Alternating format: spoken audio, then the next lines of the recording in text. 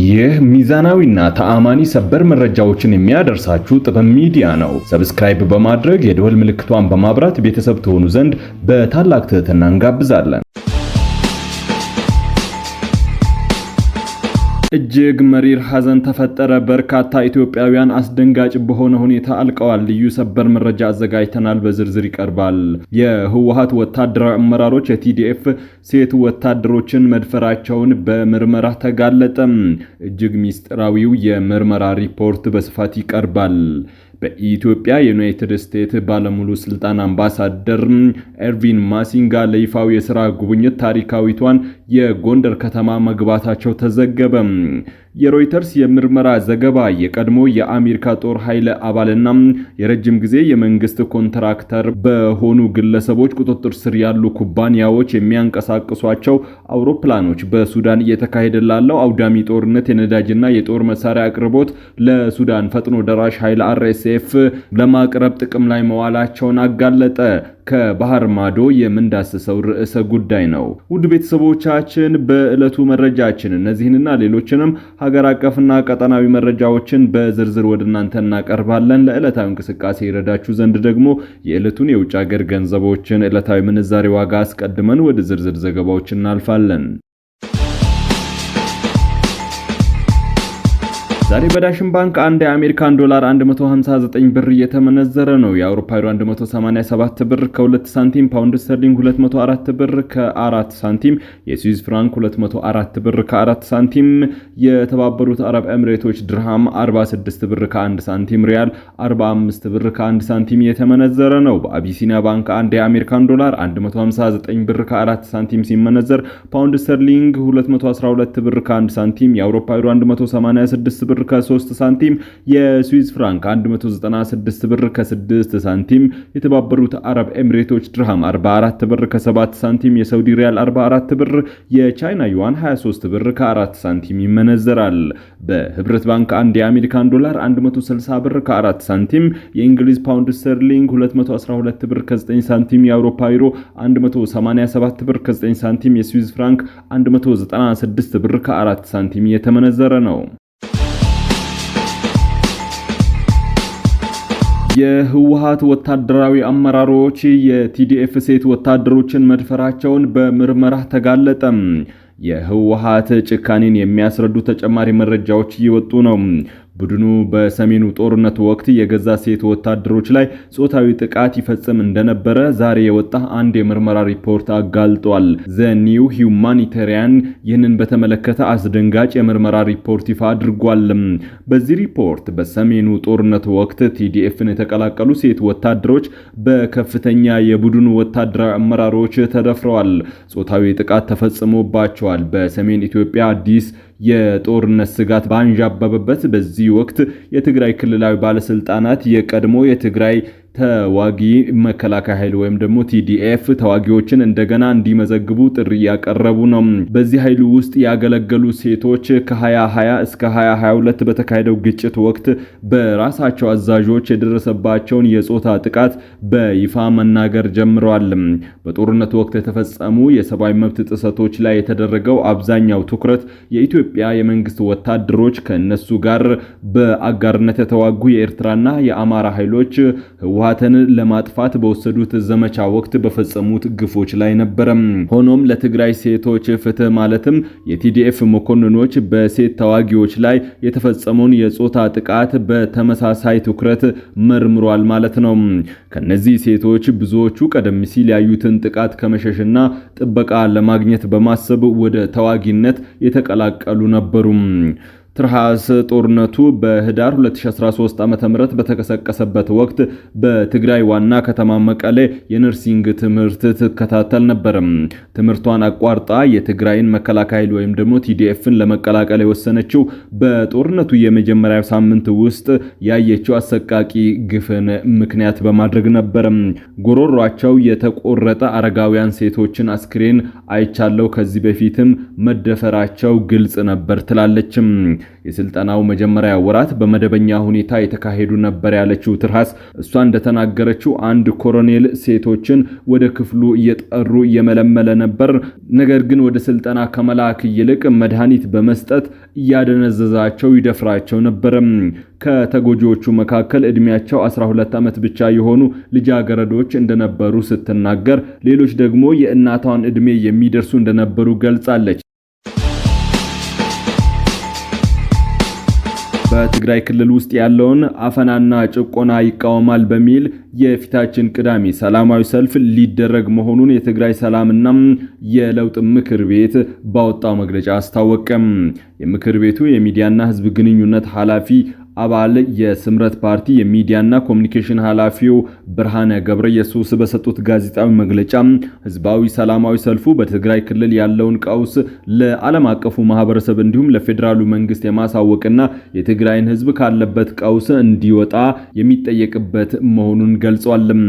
ሰላማዊ ሰልፉ በዋናነት ጦርነት ይብቃ፣ የፕሪቶሪያ ሰላም ስምምነት ይተገበርና የትግራይ ወጣቶች አፈሳ ይቁም የሚለውን ለዓለም ህዝብ ለማሳየት የሚደረግ ነው ተብሏል። የትግራይ ክልል ከዚህ ቀደም ካስተናገደው ጦርነት በኋላ ከፌዴራሉ መንግስት ጋር በፕሪቶሪያ ሰላም ስምምነት ቢደርስም የፕሪቶሪያ ስምምነት እንዳይተገበር የሚፈልጉ አካላትም ግን አሁንም የትግራይን ህዝብ ወደ ዳግም ጦርነትና ስቃይ እየከተቱት እንደሚገኙ ነው ያስረዱት። አሁን ላይ በትግራይ የዓለም እንዲሁም የሀገርን ህግ በማያከብር መልኩ የትግራይ ወጣቶች እየታፈሱ እንዲሁም እየተሸጡ ይገኛሉ ያሉት ብርሃነ ሰላማዊ ሰልፉ ይህንን ህገወጥ ድርጊት እንዲቆም የሚጠይቅ ነው ብለዋል። ሰላማዊ ሰልፉ ሐምሌ 11 ቅዳሜ ከጠዋቱ 12 ሰዓት ጀምሮ በመስቀል አደባባይ የሚካሄድ ሲሆን በሰላማዊ ሰልፉ ላይ በአዲስ አበባ የሚኖሩ የትግራይ ተወላጆችና ሰላም ወዳድ የሆኑ ዜጎች እንዲሳተፉ ጥሪ ቀርበዋል። በኢትዮጵያ የአሜሪካ ባለሙሉ ስልጣን አምባሳደር ኤርቪን ማሲንጋ ለይፋው የሥራ ጉብኝት ታሪካዊቷን የጎንደር ከተማ መግባታቸው ተዘገበ። አምባሳደሩ ጎንደር ሲደርሱ የጎንደር ዩኒቨርሲቲ ፕሬዝዳንት አስራት ጸዳይ፣ የጎንደር ከተማ ከንቲባ ቻላቸው ዳኘ እንዲሁም የዩኒቨርሲቲና የከተማ አስተዳደሩ ከፍተኛ የሥራ ኃላፊዎች በተገኙበት ደማቅ አቀባበል ተደርጎላቸዋል። አምባሳደር ማሲንጋ የሚመሩት የልዑካን ቡድን በቆይታቸው በጎንደር ከተማ በጎንደር ዩኒቨርሲቲ አጠቃላይ ስፔሻላይዝድ ሆስፒታል እንዲሁም በአጼ ቴዎድሮስ ግቢ በሚገኘው የሃሪ ሄስት ትሩማን ቤተ መጻሕፍት ማዕከል ጉብኝት ያደርጋሉ ተብሎ ይጠበቃል። በተጨማሪም በትምህርት፣ በምርምር፣ በጤናና በተቋማት አጋርነት ዘርፎች ያለውን የሁለትዮሽ ትብብር ይበልጥ ማጠናከር በሚቻልባቸው ጉዳዮች ላይ ከዩኒቨርሲቲው ከፍተኛ አመራሮች ጋር ይወያያሉ። ወደ ቦትስዋና ለመሻገር የሞከሩ 10 ኢትዮጵያውያን መስጠማቸው ተሰማም። እጅግ መሪር ልብ ሰባሪ ሐዘንም ተፈጥሯል። የዛምቢያ ባለስልጣናት ዛሬ በሰጡት መግለጫ እንደገለጹት ከዛምቢያ ተነስተው በህገወጥ መንገድ ዛምቢያ ወንዝን በመሻገር ወደ ቦትስዋና ለመሻገር የሞከሩ ቢያንስ 10 ኢትዮጵያውያን የመስጠም አደጋ እንዳጋጠማቸው ነው። የዛምቢያ ፖሊስ ኢሚግሬሽን ባለስልጣን በጋራ በሰጡት በዚህ መግለጫ ድርጊቱ የተፈጸመው ሰኞ ዕለት ሌሊት እንደሆነ ነው ያስታወቁትም። በዕለቱ ጨለማን ተገን አድርገው ዛምቢያ ወንዝን በህገወጥ ጀልባም ለመሻገር የሞከሩት 15 ኢትዮጵያውያን እንደሆኑ ገልጸዋል። ይሁን እንጂ ጀልባው ወንዙን ሳይሻገር ቀርቶ በመገልበጡ ከተሳፈሩት ውስጥ 10 ሰምጠው ህይወታቸው አልፏል የሚል ጥርጣሬ እንዳለ አስረድተዋል።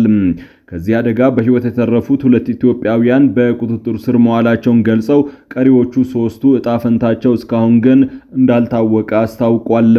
በህይወት የተረፉት ዕድሜያቸው 33 እና 35 መሆናቸውን ጠቅሰው አንደኛው ዶክመንት እንደሌለውና ሌሎች ፓስፖርት መያዛቸውን አስረድተዋል።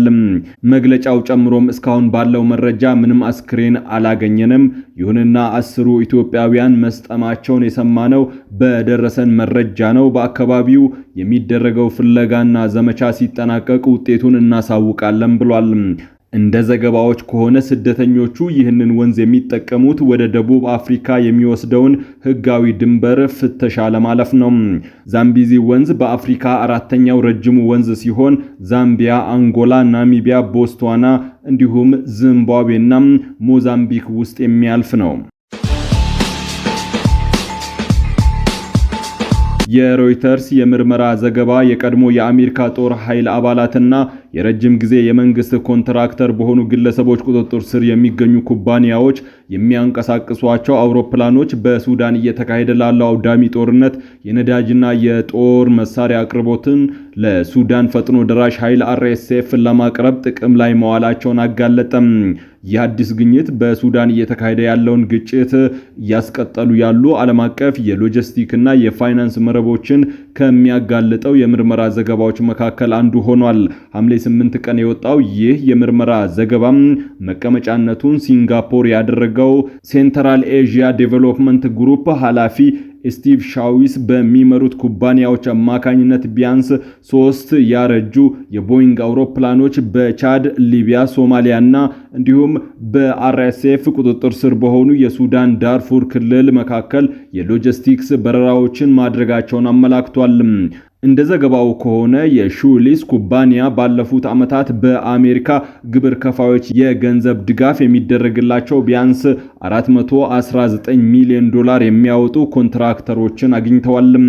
ይህም በአፍጋኒስታን በኢራቅ ለሚገኙ የአሜሪካ የጦር ኃይሎች የተከናወኑ መሰረተ ልማት ግንባታዎችን ጨምሮም USAID መርሃ ግብሮችንና በአፍሪካ የሚገኙ የአሜሪካ መከላከያ ሚኒስቴር የአየር ኃይል ማረፊያ ፕሮጀክቶችን ያጠቃልላልም ተብሏል።